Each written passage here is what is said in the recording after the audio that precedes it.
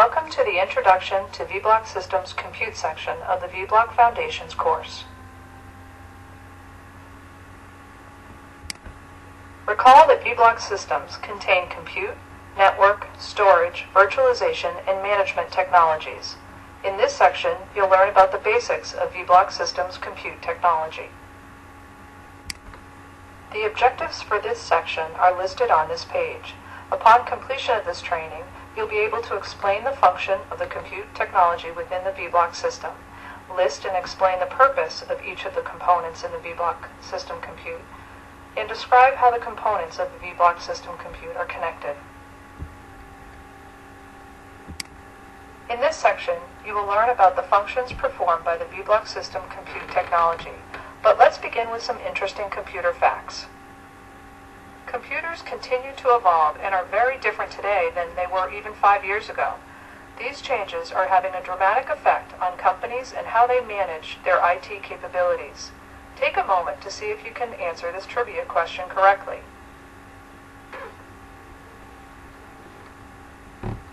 Changes are having a dramatic effect on companies and how they manage their IT capabilities.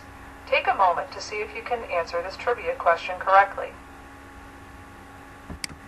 If you guessed mobile phones, you're correct. Here's the breakdown. Mobile phones come in at 1.7 billion. Desktop and laptop computers are at 340 million.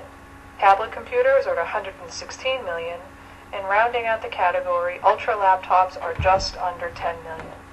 This is an important trend in the computer industry. The increase in mobile computing challenges data centers by demanding greater technology flexibility, ability to react faster to changing trends, and requiring secure data management. As you'll learn in this training, VBlock systems address all of these current data center demands. The primary function of a computer is to run applications that perform specific tasks and activities that are valuable to an individual user or to an organization. Without application software, computers don't offer much benefit. Software helps people perform lots of tasks and activities, including communication and collaborating, managing customer relationships, transacting or processing business activities, managing data and information, performing accounting and finance, managing projects, managing human resources, automating tasks and activities, and managing manufacturing operations. You've probably used at least one of these types of computers. More likely, you probably rely on more than one of these in your work and personal life every day. You may not realize it, but you have probably used server computers as well. Unlike the other types of computers, typical users do not sit at or hold a server to interact with it like a desktop, laptop, tablet, or smartphone. Servers are accessed through a network, usually from another computer or device. They are made for high-capacity computing, performance, speed, and for reliability. A server can be small enough to sit on a desk, or so large that it requires a specially designed room to support the weight, heat, and electricity consumption. VBlock Systems compute technology uses only server-grade computers. Computers consist of hardware and software. The hardware components include a central processing unit or CPU, memory, storage, and various input and output devices used to communicate with the computer. Software includes firmware and device drivers, which allow other software such as the computer operating system and application software to run on the server. If you're unsure what any of these hardware or software components are, click on the links in blue underlined type for more information.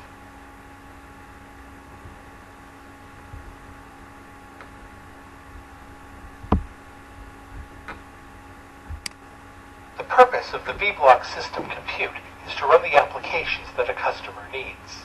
Think of the applications that your organization depends on. Things like email, file sharing, operations management, accounting and finance systems, enterprise management applications, and others. These applications and more are representative of the types of applications that are run on VBlock systems.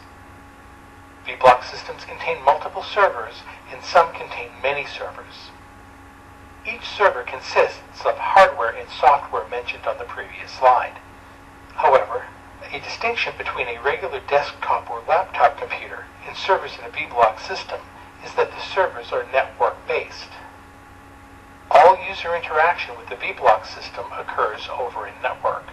You don't sit at and interact directly with the VBlock system. Users access the VBlock systems through another computer, such as a desktop, laptop, smartphone, that connects to the same network. Having discussed the basics about the VBlock system compute function, let's go deeper and discuss compute components and the roles that each play.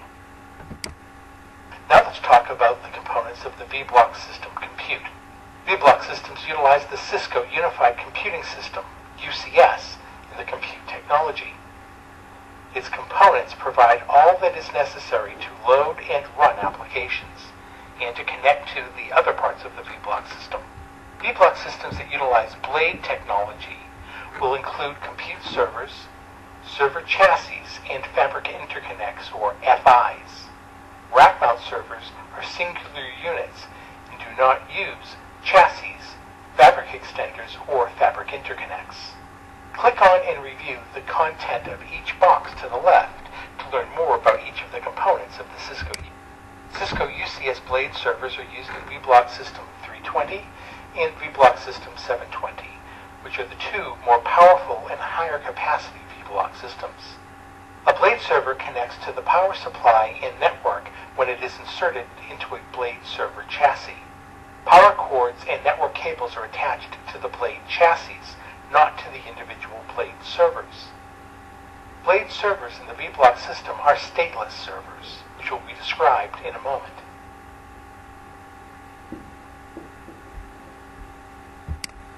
Cisco UCS rack mount servers are used in VBlock System 100 and VBlock System 200, which are the two lower capacity, lower budget VBlock system alternatives.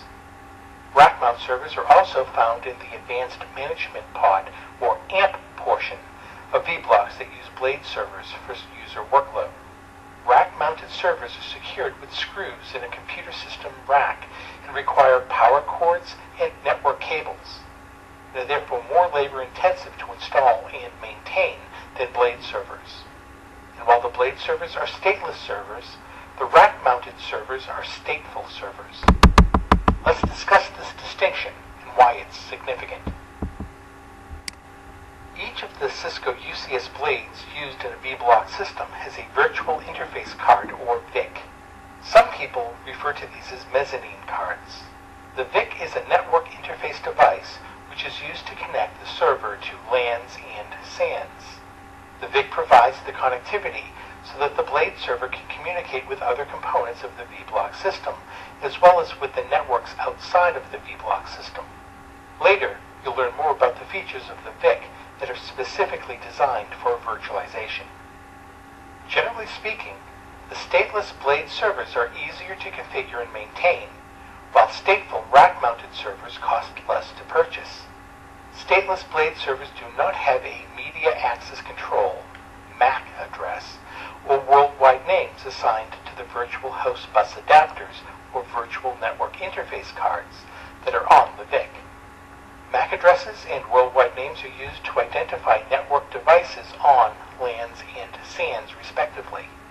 Typically, MAC addresses and worldwide names are assigned during the manufacturing process for a device. But with VBlock blade servers, the MAC addresses and worldwide names are assigned to the blades automatically from tables of numbers stored on the fabric interconnects. Another factor that makes these servers easier to manage is that all of the blades that reside in a blade chassis are managed by the same instance of the UCS manager. Also, replacing a blade is as easy as sliding out the old blade and inserting the replacement blade into the chassis. No power cords or network cables are required, and because the original addresses will be reassigned to the replacement device, no manual reconfiguration is required. Stateful rack-mounted servers have default MAC addresses and worldwide names burned onto the VIC network interface cards on each server. Because of this, Network configuration is required when the server is replaced. While these servers are less expensive, they are more labor-intensive to configure and maintain. Each stateful server is managed by an independent instance of the Cisco Integrated Management Controller, or SIMC, which means they are managed one at a time, with no reusable templates as are found on the Blade server environments.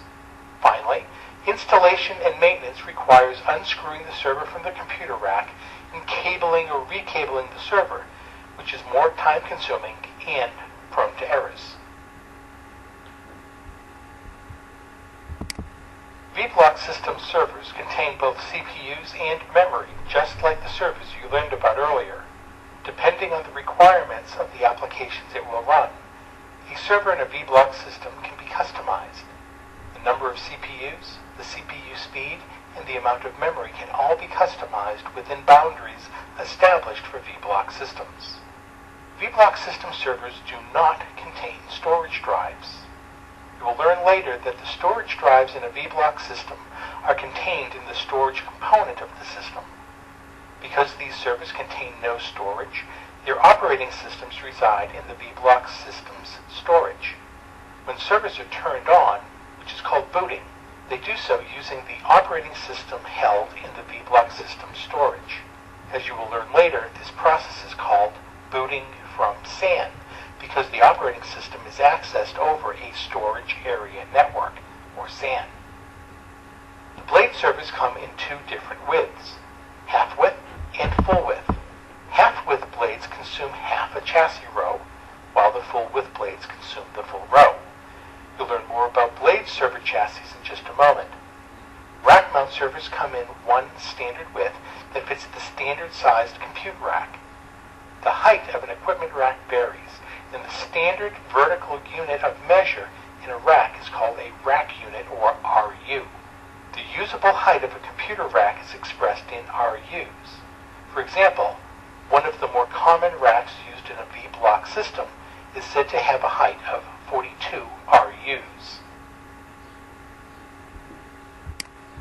The VBlock system solutions that utilize the Cisco UCS Blade server chassis, the chassis itself has 8 blade slots that can contain 8 half-width blades. 4 full-width blades, or a combination of both half-width and full-width blades.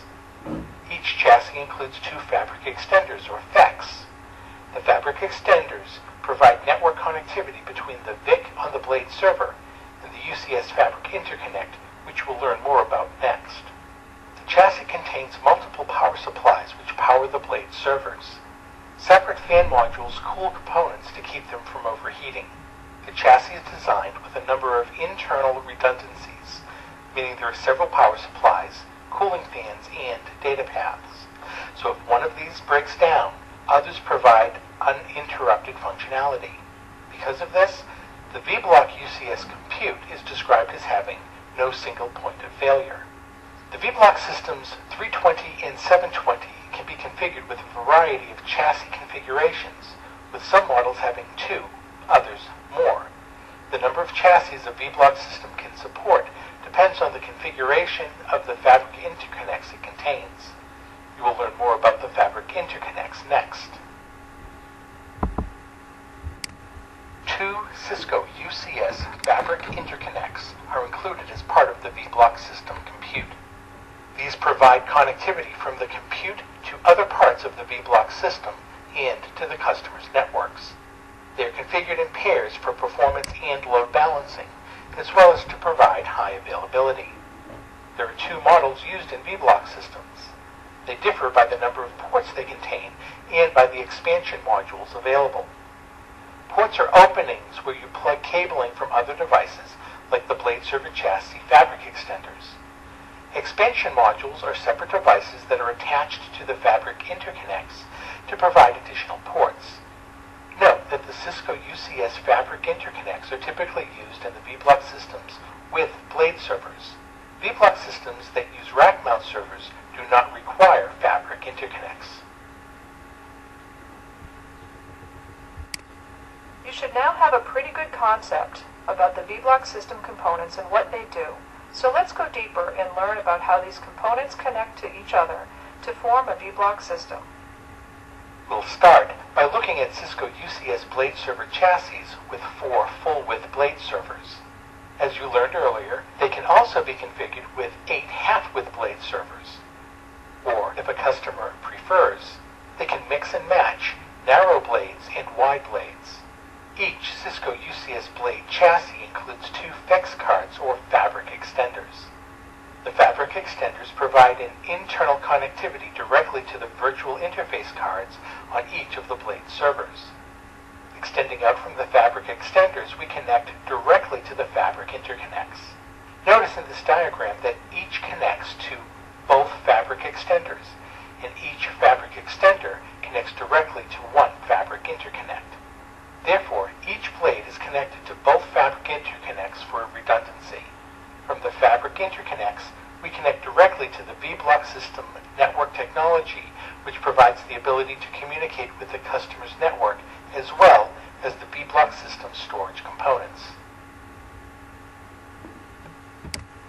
Rack mount servers are used in smaller V-block systems. As you will learn later, these systems are designed and engineered for data centers with smaller budgets that do not require the highest levels of compute, network, and storage capacity. These systems do not have fabric interconnects, fabric extenders, blade servers, or blade server chassis. Instead, these systems contain rack mount servers, which are connected directly to the network switches in the V-block system network. For now, that's all you need to know about connectivity. Later, when we talk about the network and storage technologies, you will learn more about how the V-block system components are connected. This is a learning check that provides an opportunity for you to assess your progress. Each question provides feedback to help you remember the content, and a score is provided at the end so you can assess how you are doing. This is not a test and is not part of the certification assessment. Learning check scores are not retained in your records. However, completing these learning checks is great preparation for the certification assessment that comes later. You may take this learning check as many times as you want. Click Next to get started.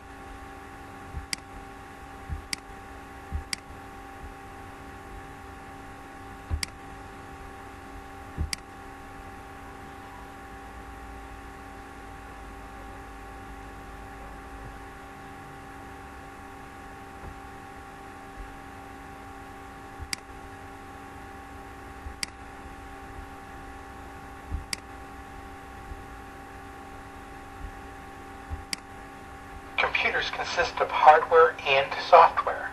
The hardware components include a central processing unit,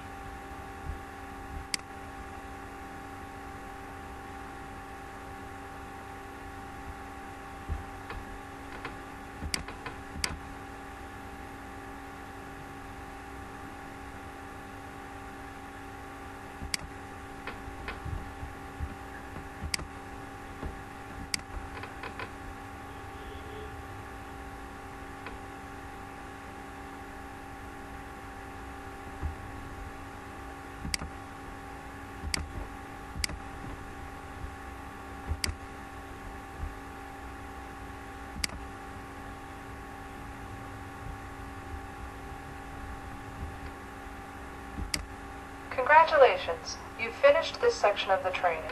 In this section, you learned about the purpose and function of the compute technology in a V-block system. You also learned about the components that constitute the compute, as well as the purpose and function of each. And finally, you learned about the compute connectivity. In the next section, you'll be introduced to the V-block system network technology.